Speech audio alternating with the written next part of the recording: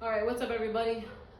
Danielle coming at you with a new tip for the standing power throw. Get a lot of questions about how to improve on the standing power throw and what exercises you could do. So I'm going to give you a pro tip for how to set up for it that might improve your throw on the very first try.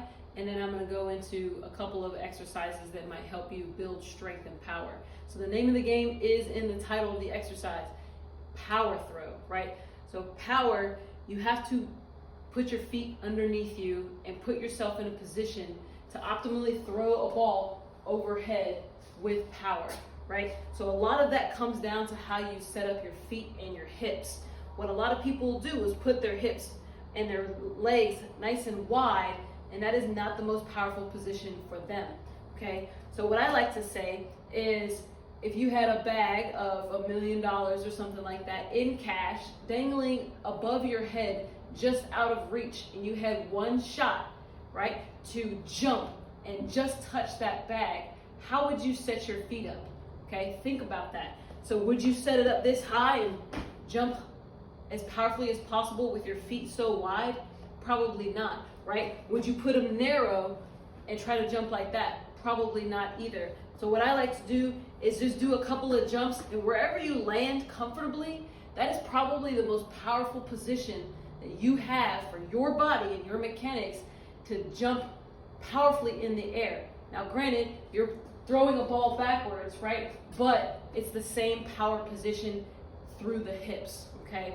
So try that on your next throw whenever you're trying to practice for this, is put your feet, you can put it underneath your shoulders, you can put it underneath your hips, but in the end, bottom line is, it's different for everyone. Some people might be a little bit wider. I used to play basketball, so mine just sits right underneath my hips, okay? Whatever works for you, okay? So a couple of exercises that I like to do to work on power and strength, okay? So the first one is power, and it is as simple as getting a ball that's heavier than that 10-pound ball that you would normally use for the standing power throw, okay? The mechanics are exactly the same, right? You can do as many squats or whatever you want to do to get yourself going and throw that ball backwards with a heavier weight. It'll help build that force and that power, and eventually the velocity of the ball will catch up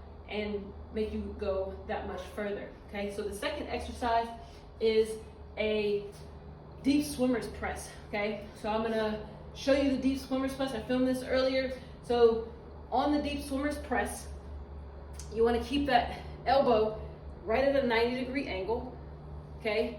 Pick a weight that you can do anywhere from 4 to maybe 8 repetitions without putting the weight down, okay? You're starting at a 90-degree angle, you're pushing up, essentially doing an uppercut with the body or with the hands and arms, and then pressing that overhead. This is gonna help you build that strength that you need in order to throw that ball that much further.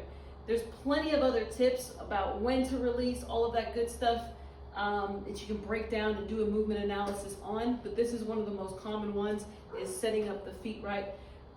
Knock out those strength exercises, that power exercise, and hopefully this helps, okay? So be on the lookout for an app coming out for ACFT training for women only, okay? So we train different, we're built different, we need to train differently. I see a lot of comments and concerns, whether it's from postpartum core issues, mobility injuries, and just having a program to follow and know what the exercises are. There's equipment issues, or whether you have access to equipment, or if you just have minimal equipment like bands, a couple of kettlebells, things like that. This app is going to be for everyone, females, ACFT, for training for women. Be on the lookout for that, set to drop here within the next month, and hopefully I'll see you guys next time.